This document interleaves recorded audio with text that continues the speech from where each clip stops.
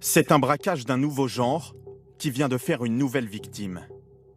Depuis 3 jours au siège social de Bouygues Construction, impossible pour les employés de se connecter à Internet, d'écrire un mail ou d'accéder au logiciel professionnel.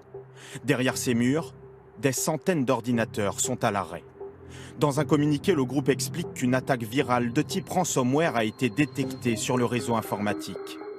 Les auteurs de cette attaque réclameraient aujourd'hui 10 millions de dollars aux géants du BTP pour récupérer ces données. Depuis quelques mois, les ransomware ou logiciels de rançon sont devenus la principale menace informatique pour les entreprises et les institutions. Au moins 69 attaques d'ampleur l'an dernier, parmi lesquelles des grands groupes, mais aussi un hôpital ou une université. Et cela commence toujours de la même manière. C'est l'information que les pirates envoient à la victime pour lui dire j'ai chiffré tes données et si tu ne me payes pas la rançon, eh bien ces données vont être perdues. Aujourd'hui, on voit que ce sont principalement des attaques ciblées. Ils vont identifier des cibles et une fois qu'ils ont identifié les cibles, ils vont rentrer dans le réseau, ils vont cartographier le réseau, ils vont détruire les sauvegardes et ensuite chiffrer les données. Une prise d'otage, version numérique. Il y a 2 ans, nous avions rencontré un jeune homme sans scrupules qui avait lui-même créé son logiciel de rançon pour escroquer des particuliers. Moi, le ransomware, c'est ce qu'il y a de plus rentable actuellement. Pourquoi ? Parce que c'est simple, c'est efficace. Ma dernière victime qui a payé la rançon, c'était un architecte.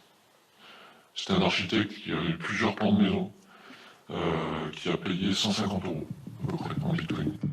C'est toujours en bitcoin, cette monnaie virtuelle réputée intraçable, que les pirates réclament leur rançon. Les chefs d'entreprise sont alors confrontés à un dilemme. Doivent-ils céder au chantage ou risquer de perdre toutes leurs données ?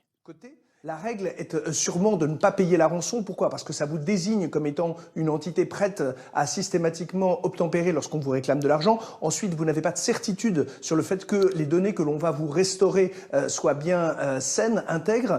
Et puis enfin, c'est surtout le fait que vous n'aurez pas de garantie par l'avenir que vous ne ferez pas l'objet à nouveau de campagnes de piratage.